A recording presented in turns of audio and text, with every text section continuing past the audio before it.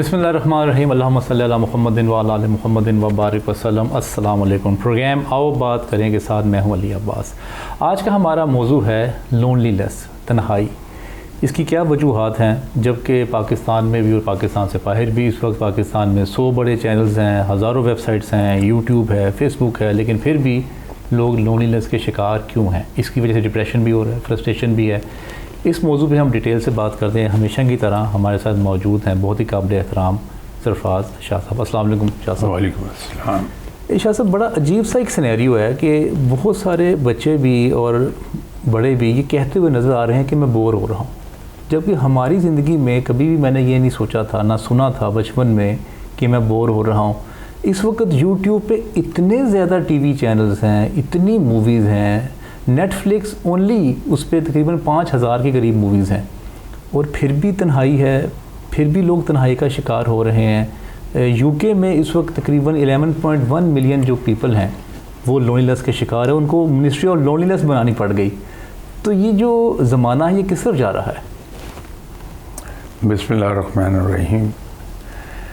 असल में हम दो चीज़ों को कंफ्यूज कर रहे हैं एक दूसरे के साथ। एक चीज़ है तफरी, दूसरी चीज़ है कंपनी। खिलौने, एंटरटेनमेंट, ये आपको तफरी तो प्रोवाइड कर सकती है, लेकिन ये आपको कंपनी नहीं दे सकती। और जिस तरह की कुछ पुराने ज़माने में दानिश्वर जी इंसान को सोशल एनिमल भी कहते रहे हैं।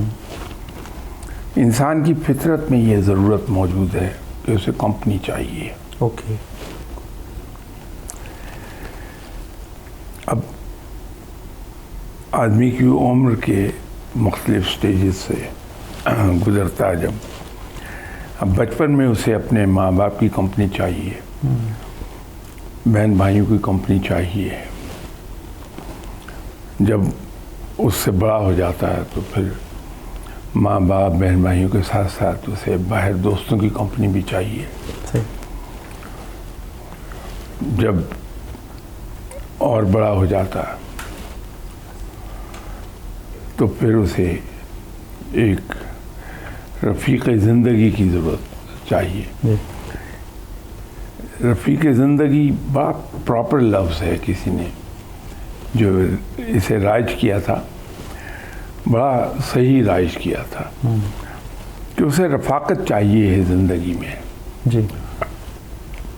और वो रफ़ाक़त जो है वो माँ बाप से मिल तो जाती है, बहन भाइयों से मिल जाती है जी, लेकिन एक और डिग्री की रफ़ाक़त है जहाँ इंसान अपनी हर अच्छी बुरी बात, दिल की बात खुले बंदों उसको कह देता है। ये रफ़ाक़त उसको सिर्फ वाइफ की सूरत में मिलेगी। ठीक।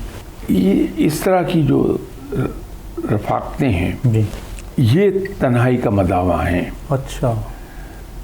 खेल और तफरी आपको मेंटली रिफ्रेश तो कर सकती हैं, लेकिन रफ़ाक़त प्रोवाइड नहीं कर पाती हैं। ज़िंदगी इतनी तेज़ हो गई, बहुत तेज़ रफ्तार है ज़िंदगी।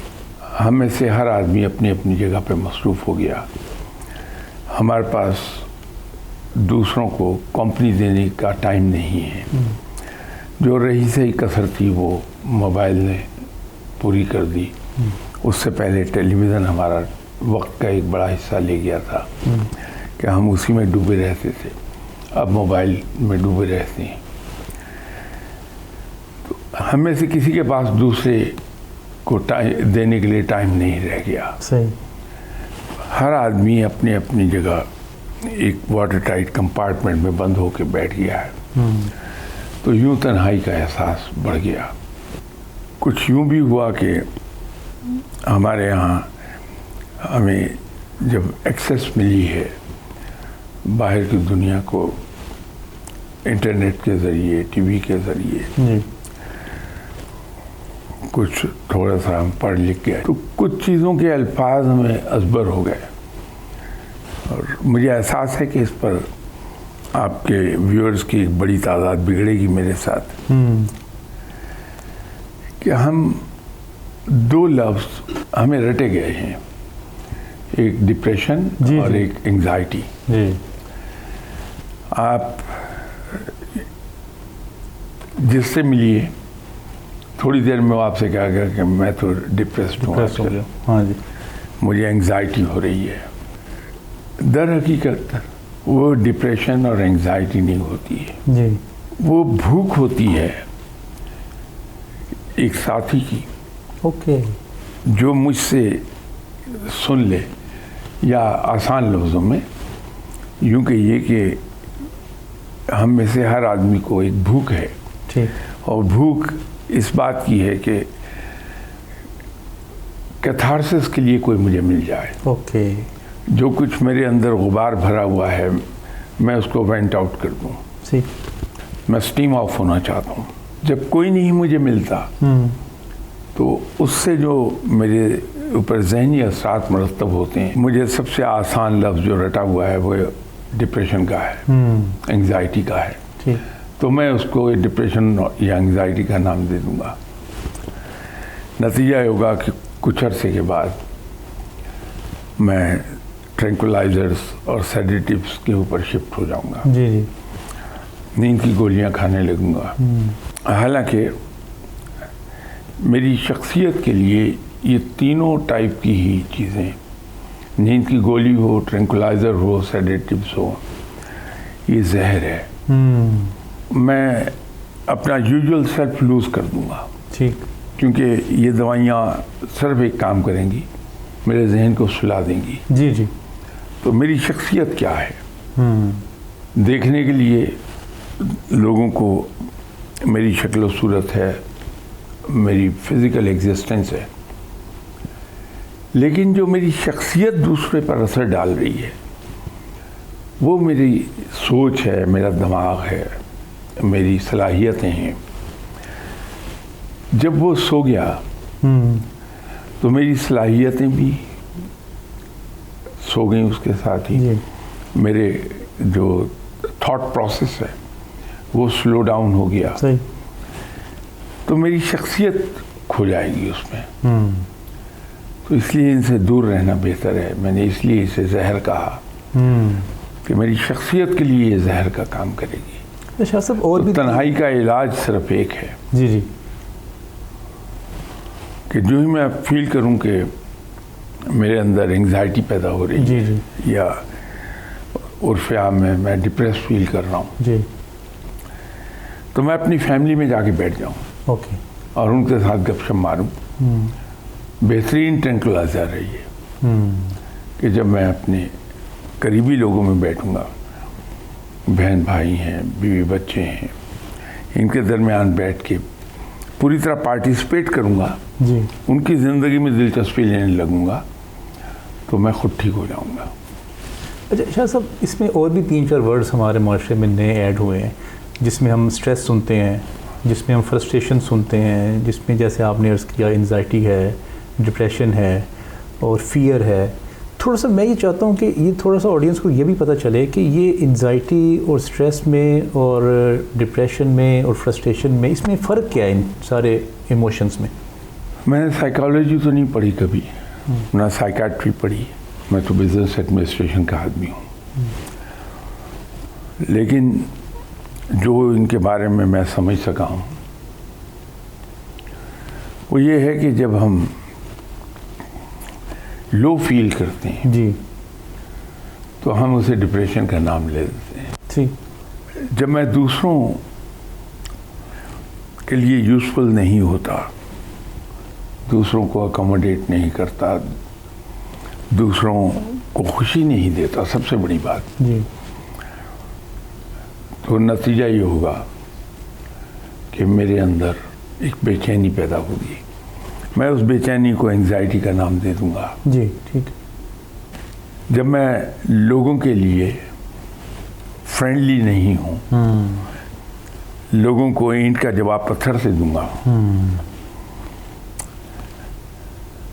एक रिएक्शन मेरे अपने अंदर पैदा होगा ओके।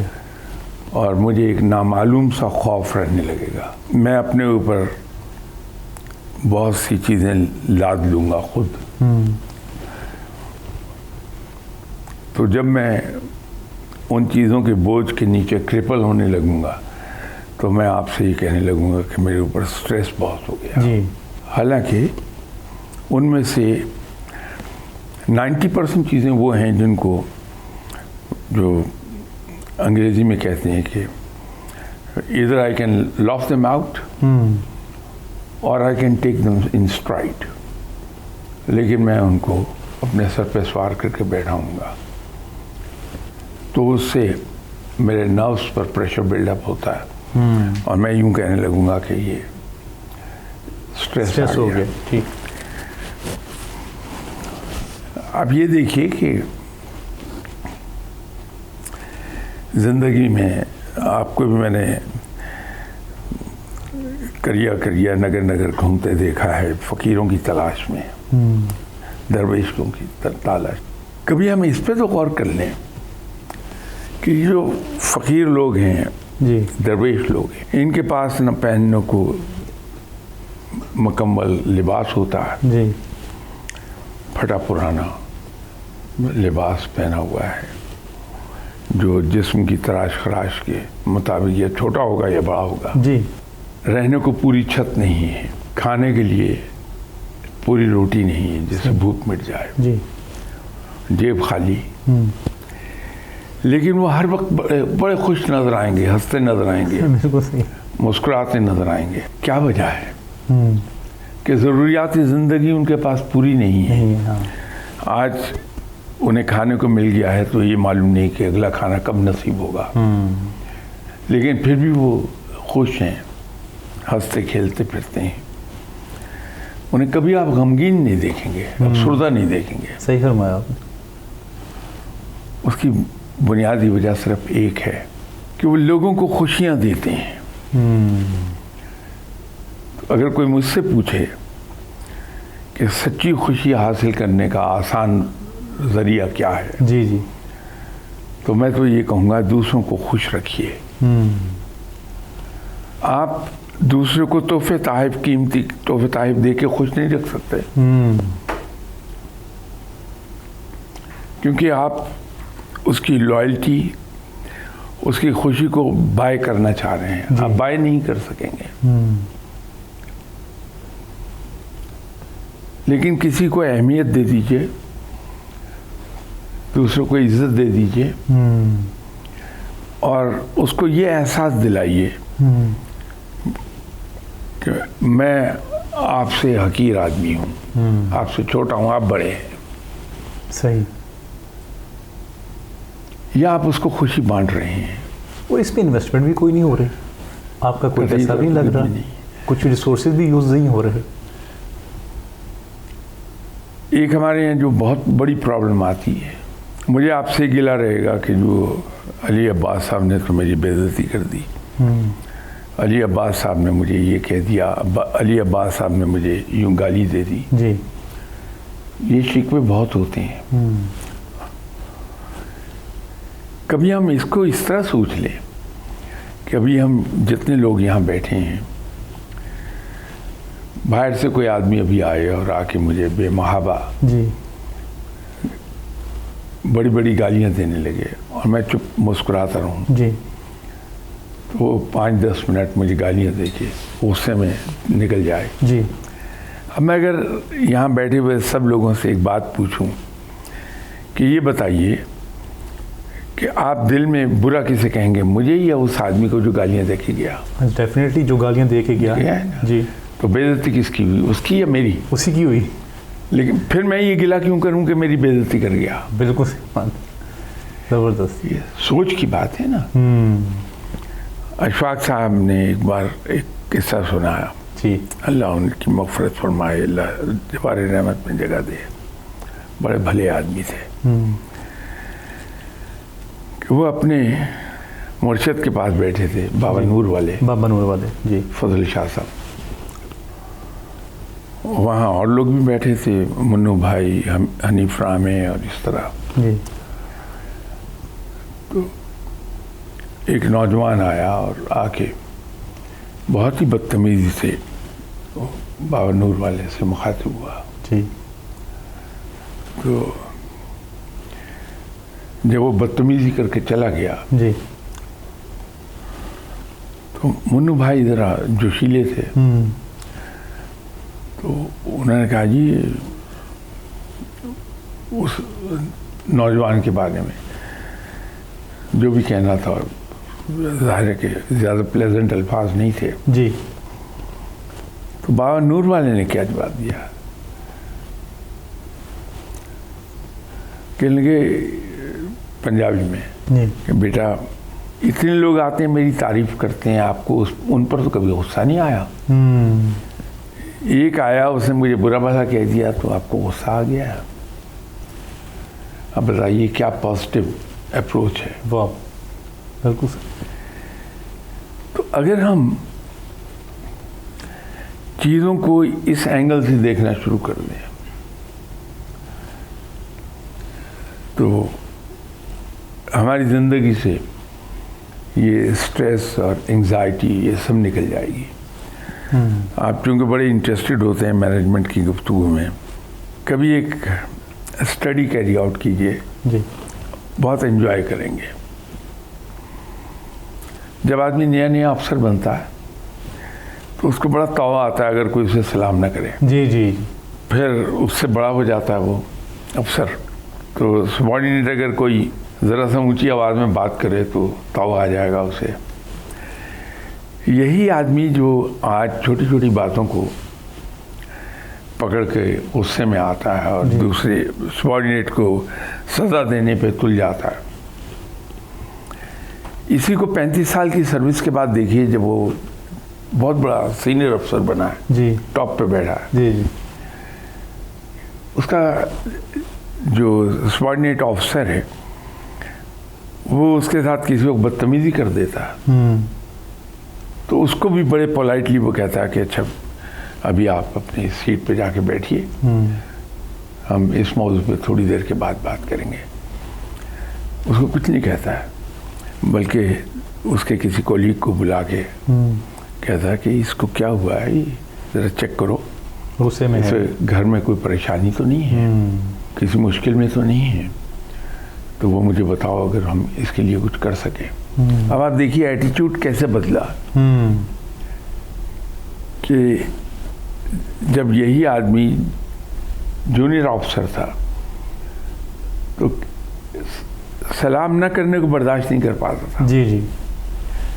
यही जब सीनियर हो गया तो बदतमीजी को भी उसने बड़े तहम्मुल से ले लिया। सही। इसके पीछे दो वजूहात आ गई। एक तजर्बा जिसने इस आदमी को सिखा दिया कि हम में से हर आदमी इंसान है, उसके जज्बात हैं, किसी वक्त भी वो हर्ट होके रिएक्ट कर सकता है जी। तो ये अनहोनी नहीं है।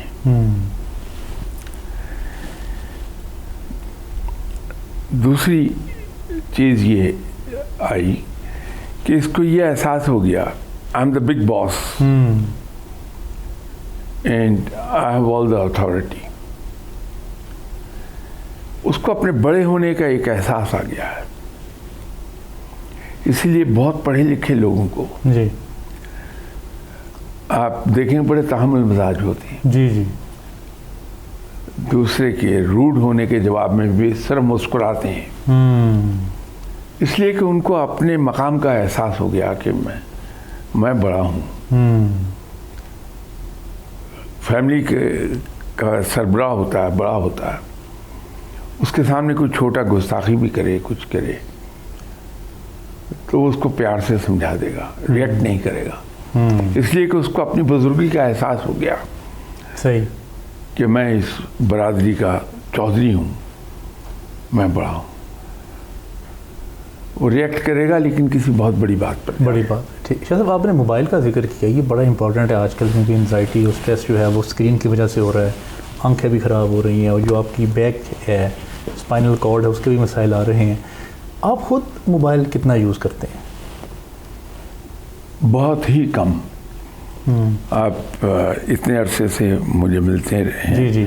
आपने कभी मेरे हाथ में मोबाइल नहीं देखा होगा। नहीं देखा, वाकई बिल्कुल ठीक कह रहे हैं। इसके पीछे 2 रीज़न्स हैं।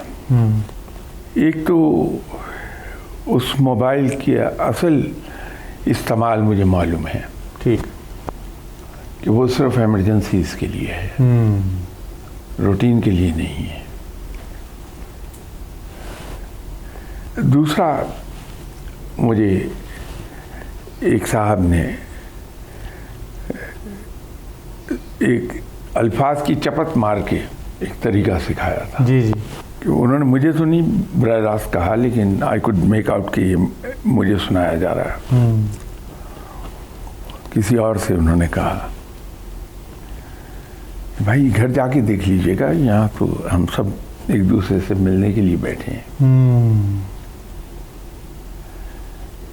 तो बात ये है कि ये मोबाइल मेरे ज़ाती इस्तेमाल की चीज़ है। इसका ताल्लुक़ मेरी ज़ात से है जी। इसलिए कि वो मैंने ख़रीदा है अपनी सहूलत के लिए। अगर उसकी घंटी मेरे इर्द गिर्द बैठे हुए लोगों को परेशान करने लगे जी, तो ये बदतमीज़ी के ज़िम्मे में आ जाएगी बात। बिल्कुल सही फरमाया। मैं अगर आपके घर गया हूँ आपसे मिलने के लिए, तो मैं आपके पास बैठ के अपनी कॉल्स को अटेंड करने लगूँ या मैसेजेस पढ़ने लगूँ, तो मैं आपकी तौहीन कर रहा हूँ कि आपको ये एहसास दिला रहा हूँ कि मेरे लिए इम्पोर्टेंट मेरा फ़ोन है, आप नहीं है। ऑब्वियसली मायूब बात है। लाइकवाइज अगर आप तशरीफ़ लाए हैं मेरे पास मुझसे मिलने, आपकी बड़ी मेहरबानी जी। आपने अपने वक्त में से वक्त निकाला मसरूफियत से, और ज़हमत फरमाई है, इतना ट्रैवल भी किया है। अब मैं अगर आप तशरीफ़ रखे हुए हैं और मैं मोबाइल को अटेंड करने लगूं, बहुत ही मायूब और बदतमीज़ी है। सही। तो मैं अपने जानने वालों की तौहीन क्यों करूं? मेरा मोबाइल गाड़ी में पड़ा है, जो मिस्ड कॉल्स आई हैं जी, वो उस पर रिकॉर्ड हो रही हैं कि ये मिस्ड कॉल आई। बिल्कुल सही।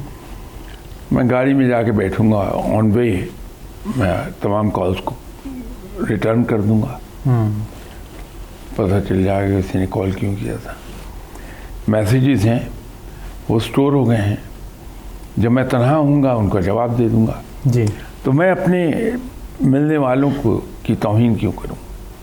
सही ये सबक मैंने सीखा था उन साहब से। सही। तो मैंने हाथ में कभी मोबाइल पकड़ा नहीं। मैं जाता हूँ लोगों से मिलने, जी। तो मोबाइल मेरा गाड़ी में रहता है। अच्छा, मोबाइल आप ज़्यादा यूज़ नहीं करते और आपकी ज़िंदगी भी बड़ी अच्छी गुजर रही है। अल्हम्दुलिल्लाह। सारे काम आप ज़िंदगी में कर रहे हैं, अल्हम्दुलिल्लाह। लेक्चर्स भी हैं, रिकॉर्डिंग्स भी हैं, अपने सब ऑफिस है। का भी काम कर रहे हैं, सब कुछ कर रहे हैं। इसका मतलब है कि मोबाइल के बगैर बेहतर ज़िंदगी आपकी बहुत अच्छी ज़िंदगी गुजरती है। गुजरती है। ठीक है। तो शाह साहब ये बताइए कि कौन लोग ऐसे होते हैं जो तनहा रह जाते हैं? ऐसा भी तो होता है ना कि लोगों में एक जज्बा डेवलप होता है कि हमारे साथ लोग नहीं बैठते या हमारे साथ लोग ताल्लुक़ नहीं बनाते, हम किसी के साथ दोस्ती नहीं कर पाते, या मुझे बुली किया जाता है। इस तरह की बहुत सारे जो कंप्लेनेंट्स होते हैं, आपके ख्याल से वो कौन ऐसे लोग हैं जो तन्हाई का शिकार हो जाते हैं? कोई एक टाइप नहीं हम कह पाएंगे, लेकिन 2-3 किस्में हैं। जी। गुस्सावर लोग, अच्छा, गुस्से वाले, बदमजाज लोग, चिड़चिड़े जिनको हम कहते हैं, और सबसे बढ़कर वो लोग जो सेल्फ सेंटर्ड हैं, who are full of themselves। इनसे लोग अल्टीमेटली दूर भाग जाते हैं। तो अगर इंसान अपने अंदर से ये 3 चीज़ें निकाल देगा, जी। वो साथ चिड़चिड़ापन और सेल्फ सेंटर्ड पर्सनैलिटी, खुद पसंदी कह लें, खुद पसंद, ठीक। तो इंसान बड़ी लवेबल पर्सनालिटी बन जाता है। हर आदमी उसे पसंद करेगा। फ़कीर में तीनों चीज़ें नहीं होती, दरवेश में, और सुन्नत है ये। सही। आप देखिए कमाल चीज़ है, इस पर हमने कभी गौर नहीं किया। जी। आप सल्लल्लाहु अलैहि वसल्लम से जब कोई हाथ मिलाता था तो आपने अपना हाथ कभी नहीं खींचा। अच्छा, यस। जब वो खुद पीछे करते जब थे? वो हाथ मिलाने वाला आदमी अपना हाथ खींचेगा फिर ही छोड़ देंगे। ये बड़ी छोटी सी ऐसी बात है जिसको हमने 1000 बार पढ़ा होगा, लेकिन हमने रजिस्टर कभी नहीं किया इसे। जी जी। इतनी छोटी बात है, लेकिन इसकी वैल्यू बहुत है। ये दूसरों को अहमियत का एहसास दिला रहे हैं। सही। कि तुम बड़े अहम हो, तुम्हारा हाथ अगर मेरे हाथ में है तो ये मेरे लिए बड़ी बात है। ठीक, ये 3 नुक्ते तो समझ आ गए मुझे। जैसे आपने फरमाया कि ये जो ये होगा, गुस्सा होगा जिसके अंदर, या जो सेल्फ सेंटर्ड होगा, इनसे लोग दूर हो जाएंगे। अच्छा, ये जो पर्सनैलिटीज़ होती हैं, इनको इस बात का एहसास तो नहीं होता कि हमारे अंदर ये कमियां महसूस हैं, तो इनको कैसे एहसास हो सकता है ताकि उनकी बेहतरी हो जाए? क्या ऐसी निशानियां हैं जिनसे इनको अंदाज़ा हो जाए कि कमियां हमें? क्योंकि मैंने ऐसे जिन लोगों से मिला हूँ मैं, वो उनको यही कहते हुए देखा है कि सोसाइटी ठीक नहीं है, या लोग, ज़माना बदल गया, ज़माना ख़राब हो गया है, इस तरह के जुमले मैंने इनसे अक्सर सुने, और कि दुनिया में इंसानियत ख़त्म हो गई है। अच्छा, अब वो मैं महसूस कर रहा हूँ, जब आपने 3 चीज़ें फरमाई जो बिल्कुल वैसी ही हैं, लेकिन वो अपने आप को बिल्कुल ठीक समझ रहे हैं कि ये we are on the right track. एक बड़ी सादा सी बात है, अगर इंसान को ये एहसास हो जाए जी कि ये मेरे अंदर बुरी आदत है या ये मेरी हरकत बुरी है जी, तो वो करेगा ही क्यों? बड़ी सादा सी बात। बिल्कुल सही। इंसान उस वक्त तक गलत हरकत करता है जब तक उसे कोई एहसास न दिला दे या खुद उसे एहसास न हो जाए। जी। अब हमारे यहाँ एक मसला ये पैदा हो गया हुआ है कि हम जब किसी गलती को, खामी को पॉइंट आउट करते हैं तो इतने तल्ख हो जाते हैं कि बजाय इसके कि बंदे की इस्लाह हो, और बिगड़ जाता है वो। ज़्यादा दूर ना जाइए, बड़ी छोटी सी आपको एग्जांपल देता हूँ। जी। अगर आपने एक किताब तहरीर की है, जी। एक कोई आर्टिकल अखबार में लिखा जो लिखते रहते हैं आप, जी। किसी ने आपकी एक गलती पकड़ ली, जी। ग्रामर की है, इमला की है, या कंस्ट्रक्शन ऑफ सेंटेंस में कहीं खामी झोल है, जी।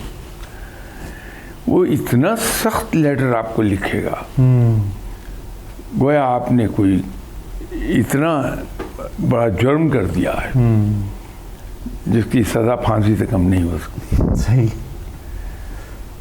हालांकि अगर पोलाइटली लिख लिया जाए, हमारे पास एक एग्जाम्पल बड़ी खूबसूरत मौजूद है। जी जी। जनाब हज़रत इमाम हसन, हज़रत इमाम हुसैन रज़ी अल्लाह ताला अन्हु बचपन में मस्जिद में खड़े थे, तो एक साहबी आए जिन्होंने वज़ू किया। जी। तो उन साहब से वज़ू में गलती हो गई। ठीक। तो जब वो जाने लगे तो दोनों ने उन्हें कहा कि साहब, हमें शुबा है कि हमें वज़ू करना नहीं आता, तो हम आपके सामने वज़ू करते हैं, तो अगर गलती करें हमें पॉइंट आउट कर दीजिएगा। वज़ू किया, वो साहब भाप गए कि उनसे फला जगह गलती हुई थी। तो उन्होंने अपनी गलती ठीक कर ली, दोबारा वज़ू कर लिया। अब आप देखिए कितना खूबसूरत अंदाज था, बहुत खूबसूरत। लेकिन उसके लिए उन दोनों शहजादों की सी दानाई चाहिए। वो दानाई तो हमारे पास आ नहीं सकती, लेकिन कम से कम इतना तो कर सकते हैं कि इसका 50% ही हासिल कर लें, तो किसी की गलती को बड़े खूबसूरत तरीके से हम करेक्ट कर दें। सही। दूसरा माइंड भी नहीं करेगा, उसका भला भी हो जाएगा, उसकी इज़्ज़त नफ्स भी मजरूह नहीं होगी और उसको समझ आ जाएगी बात की। बड़ा अच्छा आपने खूबसूरत नुक्ता बयान किया। अच्छा शाह साहब, आप क्योंकि यूरोप जाते रहते हैं और वेस्ट में एक कॉन्सेप्ट है ह्यूमन लाइब्रेरी का। वहाँ पे एक लाइब्रेरी होती है, उसमें किताबें नहीं होती, उसमें लोग होते हैं, और लोग आपस में बैठ के बातचीत करते हैं, अपने स्टोरीज शेयर करते हैं। अगर किसी का कोई टूरिज़्म का एक्सपीरियंस है वो शेयर करता है, अगर किसी ने कोई अच्छी मूवी देखी है वो शेयर कर लेता है, अगर किसी ने कोई अच्छा लेक्चर सुना है वो शेयर कर लेता है। तो कभी आपका इससे जाने का इसमें इत्तेफाक हुआ और आपको ये कॉन्सेप्ट कैसा लगता है कि लोगों को पढ़ें? नहीं, मुझे इत्तेफाक नहीं हुआ वहाँ जाने का जी, लेकिन कॉन्सेप्ट बड़ा प्यारा है। इससे आदमी विजडम गैदर करता है जी, कि जब वहाँ पे हर आदमी अपने एक्सपीरियंसेस बता रहा है, उससे सीखने को बहुत कुछ मिलता है, and at a very little cost. जी बिल्कुल, बल्कि खर्चा है ही कोई नहीं। आपने बस अपने घर से उठने जाना है और वहाँ पे आपने गपशप लगानी लोगों के साथ। बहुत ज़बरदस्त कॉन्सेप्ट है वो। लेकिन मुझे इत्तेफाक नहीं हुआ जाने का, क्योंकि मैंने अपने आप को लायानी किस्म की बातों में इतना मसरूफ़ रखा होता है जी, जिसका कोई फ़ायदा नहीं है, इसलिए लायानी कह रहा हूँ मैं। तो उन बातों में उलझा रहता हूँ, लेकिन ऐसी जगहों पर नहीं जा पाता जहाँ सीखने को मिले। शाह साहब, अगर यही कॉन्सेप्ट अगर पाकिस्तान में इंट्रोड्यूस करवाया जाए, हमारे जो लोग ऑडियंस देख रही हैं उनमें से अगर किसी को भी ये आइडिया पसंद आया अगर, तो ये जो लाइब्रेरीज़ हैं, क्योंकि अब रिवाज थोड़ा सा रीडिंग का कम हो रहा है ना, हमारी वो जो स्पैम है, अटेंशन स्पैम, वो बड़ा वीक होता जा रहा है। इसीलिए ऑडियो बुक्स आई कि लोगों ने ऑडियो बुक्स पढ़नी शुरू कर दी। तो अगर ये मुख्तलिफ़ जगहों पे ये इस तरह की जो लाइब्रेरीज़ अगर बनी जाएं जहाँ पे लोग बैठें और आपस में आके बातचीत करें, क्योंकि आपने अपनी गुफ्तगू के आगाज़ में कहा था कैथारसिस नहीं हो रहा। वो कैथारसिस जब नहीं होता तो फिर लावा अंदर उबलता रहता है, वो निकलता नहीं, आपके ख़यालात को ना तकवीयत मिलती है ना एप्रिसिएशन मिलती है। तो अगर पाकिस्तान में ये आ जाए ह्यूमन लाइब्रेरी का कॉन्सेप्ट, कैसा है? बहुत ज़बरदस्त है। अगर इस तरह का कोई कॉन्सेप्ट फ्लोट करके इसे प्रमोट कर लें, जी, बहुत ज़बरदस्त कॉन्सेप्ट है। बड़े छोटे पैमाने पर जी, मेरे यहाँ सैटरडे को सुबह जी, जी, कुछ हजरात इकट्ठे होते हैं जो अपने ख़यालात का इजहार करते रहते हैं गपशप की सूरत में। सही, फॉर्मल नहीं होती गुफ्तगू, लेकिन वो बहुत ही लिमिटेड स्केल पर है, लेकिन उसके बावजूद बड़ी पेइंग है वो। बहुत कुछ फ़ायदा दे जाती है, इसलिए कि जब आप 1 घंटे की उस महफिल के बाद उठते हैं जी, तो you are a lot wiser, कि आपके पास वो जो 14-15 लोग हैं उनकी ज़िंदगी के आपने किस्से सुने हैं, तो उससे बहुत कुछ सीख के उठते हैं आप। जी, तो ये कॉन्सेप्ट बड़ा अच्छा है, इसमें अमल होना चाहिए। अच्छा शाह साहब, पहले वेस्ट में लोनलीनेस की ज़्यादा बात होती थी, और जैसे मैंने आपसे अर्ज़ किया कि उसमें मिनिस्ट्री भी बनाई वहाँ पे लोनलीनेस की। तो अब ये कॉन्सेप्ट पाकिस्तान में और ये बड़े सगीर वाले एरियाज़ में यहाँ भी आना शुरू हो गया है, इसकी क्या वजह है? मगरिब ने more so after second world war जी, एक नया चलन अपनाया। वो था सिर्फ अपनी ज़ात का ख्याल। ओके, ये वर्ल्ड वॉर 2 के बाद ये मिजाज ज़्यादा हुआ, ओके, वो बढ़ गया था। सही सही, तो जब ये कॉन्सेप्ट आ जाए कि आप हैं, मैं हूँ, जो कुछ आपके पास है वो आपका है, सही, जो कुछ मेरे पास है वो मेरा है। अब मैं सिर्फ मटेरियल चीज़ की बात नहीं करता, आपका इल्म, आपके ख़यालात, आपकी विज़डम, वो सिर्फ आपकी होके रह जाए तो मेरा आपका ताल्लुक़ बड़ा कमज़ोर हो जाएगा।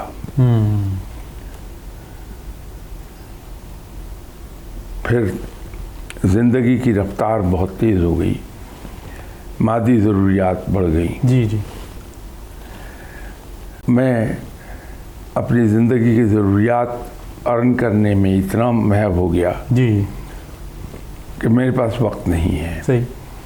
मैं बेतरह से 5 दिन ज़िंदगी के उसमें मेहनत करता हूँ कि मुझे होश नहीं होती। जब 7 बजे घर पहुँचता हूँ तो टीवी के सामने बैठा बैठा सो जाऊँगा जी। मेरे पास वक्त ही नहीं है कि किसी का कुछ मालूम करूँ। सही। दूसरों सबका भी यही हाल है जी। तो जब मेरे पास मेरा वीकेंड आया है जी जी तो मेरी जो प्रायोरिटीज़ हैं वो तब्दील हो गई हैं। मैं खुद तफरीह करना चाहता हूँ ताकि मेंटली फ्रेश हो जाऊँ। तो मेरा सैटरडे उसमें गुजर गया। सही। संडे मैंने मुख्तस किया जो घर के काम काज हैं। जी जी ग्रॉसरी करनी है, सफाई है, जी जी पूरे हफ्ते के लिए कुकिंग करके रखनी है। सही। मेरा संडे उसमें चला गया। अब मेरे पास वक्त नहीं है कि मैं आपसे मिल सकूं, आपसे मिलके आपकी बातों से इस्तिफादा करूं। तो जब ये नफ्सा नफ्सी में मुब्तला हो जाएंगे हम जी जी तो फिर तन्हाई का एहसास बढ़ेगा। तो इस नफ्सा नफ्सी से दूर रहना बड़ा ज़रूरी है। सही। और यूके में एक बच्ची थी, उसने एक सवाल पूछा मुझसे। जी। उसने कहा कि शाह साहब आप जो इंडियन सब कॉन्टिनेंट से जिनका ताल्लुक़ है जी जी ये छोटी छोटी बातों का ख्याल क्यों नहीं करते। तो मैंने कहा कि कोई एग्जांपल दे पाएंगी आप। जी। तो कहने लगी कि यस, किसी की सालगिरह है, आप मसरूफियत की वजह से जा नहीं सकते तो आप उसको सालगिरह का कार्ड भेज दीजिए। आप नहीं करेंगे।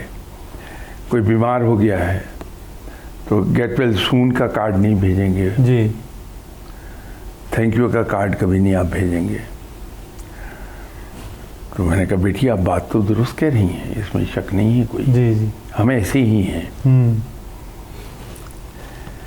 ज़रा आप मुझे एक चीज़ बता दीजिए,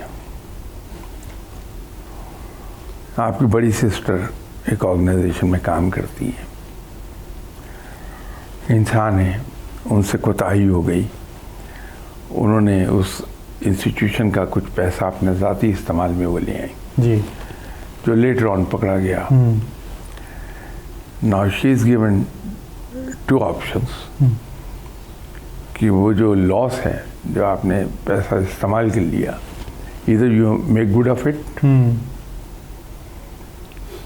और फेस द कोर्ट। तो आप सिर्फ एक छोटा सा बहन को कार्ड लिखेंगी कि ओ सॉरी, तो उस सॉरी का एक कार्ड चला गया। जी जी एंड दैट्स ऑल।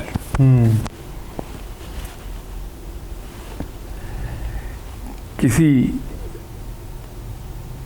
पाकिस्तानी जी के भाई के साथ ये किस्सा हो जाएगा। जी जी वो अपने भाई को बचाने के लिए जी अपना मकान बेच देगा, जी कर्जा लेके उस पर लगा देगा, सही तो उसे उस मुसीबत से निकाल लेगा। जी जी नाउ यू टेल मी, आपकी नज़र में दोनों में बेहतर क्या है? सही कि मैं आपको सॉरी का एक कार्ड भेज दूं जी जी या आपको उस मुसीबत से निकालने के लिए मैं अपना घर भी भेज दूं? सही सही। तो सोच में पड़ गई, कहने लगे नहीं, you are right. Sir program का वक्त ख़त्म हो गया, आपके वक्त का बहुत बहुत शुक्रिया। मिस्टर्स, आप देख रहे थे प्रोग्राम आओ बात करें, और आओ बात करें के हिसाब से एक बड़ा खूबसूरत कॉन्सेप्ट है कि मुख्तलिफ़ जगहों पे इंस्टीट्यूशंस में, छोटे छोटे इदारों में ऐसी जगह होनी चाहिए जहाँ पे एक रूम हो, रूम में एक छोटे केबन्स हों, जहाँ पे टूरिज़म लिखा गया है, जहाँ पे मूवीज़ लिखी हुई हो, जहाँ पे बुक रीडिंग लिखी हुई हो, जहाँ पे science and culture, science and technology, business ideas, ये रूम्स बने होने चाहिए। तो जिसका जो दिल करता है वो उस रूम में जाए और वहाँ पे लोग मौजूद हों और वो आपस में बात करें। शाह ने बड़ी खूबसूरत बात की है, कैथारसिस जो है ना वो नहीं हो रहा। अगर कैथारसिस हम बढ़ा लेंगे अपनी ज़िंदगी में तो ये लोनलीनेस भी कम हो जाएगी, हमारी ज़िंदगी में सेटिस्फेक्शन और हैप्पीनेस का लेवल भी बढ़ जाएगा। अब तक के लिए इजाज़त दीजिए। अस्सलाम वालेकुम वरहमतुल्लाह।